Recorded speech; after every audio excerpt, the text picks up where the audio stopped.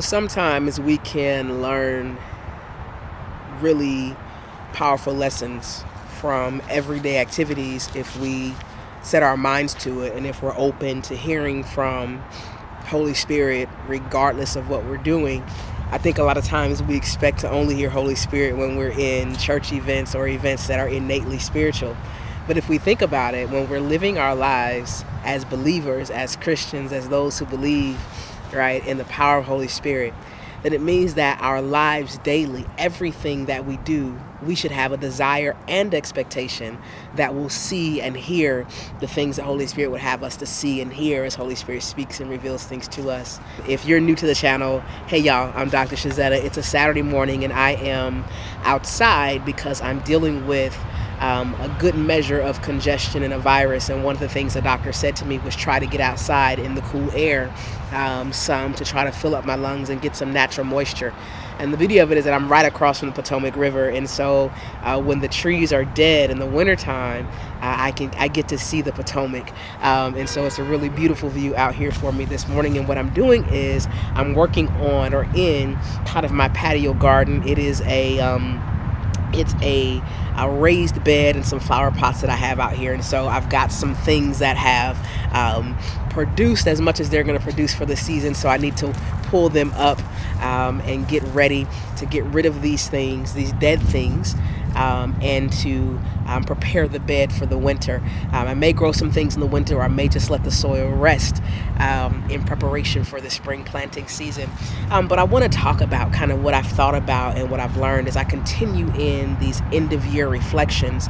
One of the things that I've had to really do is to consider this year. There have been some things I started talking to you guys yesterday about. There have been some things that I've had to let go of, not because they were not good, that they didn't serve me well when they were in season, right? But because the season for them is over. And so just like these are some pepper plants that we planted. This was our first time growing peppers. And every time I thought that the pepper plants were done, they just kept producing.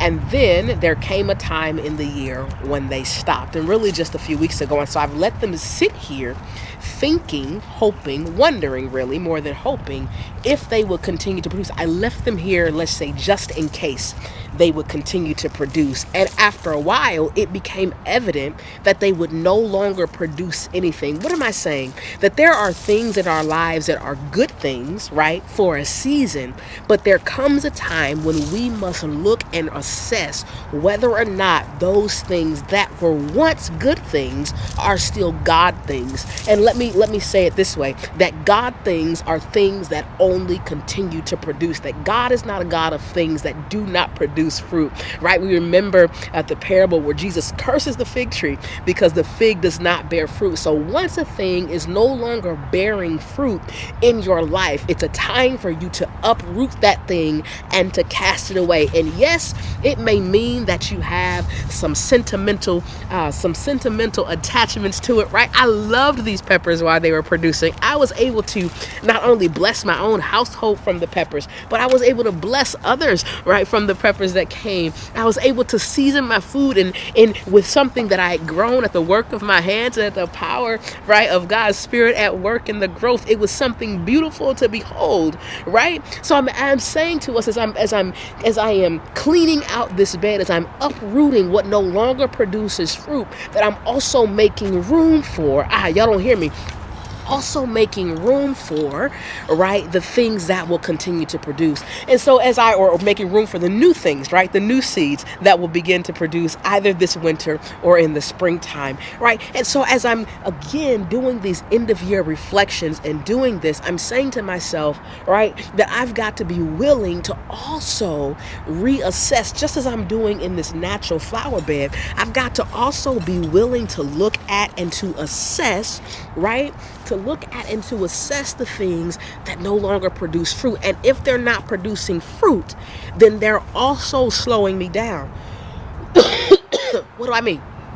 That there are, even in this flower bed, right, there are some peppers. I just buried one, right? There are a few peppers that have fallen off of the plant, right, in the cold weather. And I could take the actual pepper and throw it away, but what I'm doing is I'm burying, right, the old thing that's no longer good for me to eat, but it has the potential and the ability to nourish the soil over the winter time, in the cold season, in the dry season, in the dead season. That even in this cold season, there are things that are taking place under the soil, inside the soil, right, that will strengthen my garden bed coming up in the new growing season. Y'all don't hear me. That even though we lament and we grieve over letting go, right, of some things, that if we allow those things that are no longer bearing fruit, right, we allow the pieces, the remnants of it that might be left over, that we realize that even though the season is over, those things still,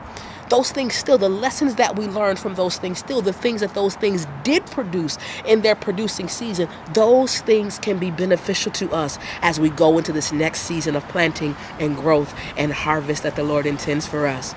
And so as I think through the year-end reflections, I was sharing with you all yesterday that, my heart laments a little bit over some of the time that I spent. I'm determined not to call it time wasted because there were lessons learned, but I've lamented some over the things that I've had to walk away from or let go of, or the things that I may have lost, right, over this last year.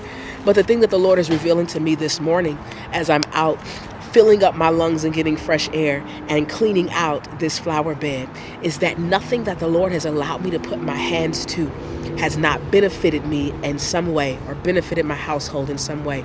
And even though that thing was not meant for me, or those things were not meant for me to hold on to indefinitely, that the fruit that was produced from that still has the ability to nourish and to set me up and to benefit the season where I'm going. Right? And so that alone, right? The Lord has a way of comforting your heart and of ministering to your spirit when you are lamenting or when you are wrestling and reflecting and asking yourself, what could I have done differently? What should I have done differently? What should I not have done at all? And so I just wanted to share again the end of the year reflection with you all today, this part 2, as I make ready these flower beds for the next planting season. That's the other thing, right? Peppers I can't grow in the winter. Right? And so knowing what grows well in a given season is extremely important. Peppers I can't grow in the winter in our climate, in our zone. Pardon me. But if I choose today to plant in here some winter greens, right, I could very well potentially grow those here in the cold. Excuse the noise. But the other thing is knowing that there are seasons for everything in our lives, and that there is no season in our life, or there are rarely seasons in our lives, I'll say that. There are rarely seasons in our lives when there is not something that can grow. It's about us seeking the face of God. It's about us taking time to hear and to discern what is it in me or in my life that can grow in this season. And it may not be the thing that produces for others. It may be the thing that produces for you. Or it may not be the thing that produces for you, but it may be the thing that produces for others. As we come into this set of year-end reflection, continuing this year-end reflection series, I'm asking you, encouraging you, to ask yourself the same question that I've been challenged to ask myself standing outside in this cold weather, filling up my lungs. God, what season is this? And what are the things that are no longer producing fruit that I need to uproot from my life, that I need to move? And how do I prepare the bed of my spirit and the bed of my soul to be ready for the next season of planting and growing and harvesting that you have with me? Listen, if this has blessed you in any kind of way, if you've enjoyed it in any kind of way, gonna ask you to hit the like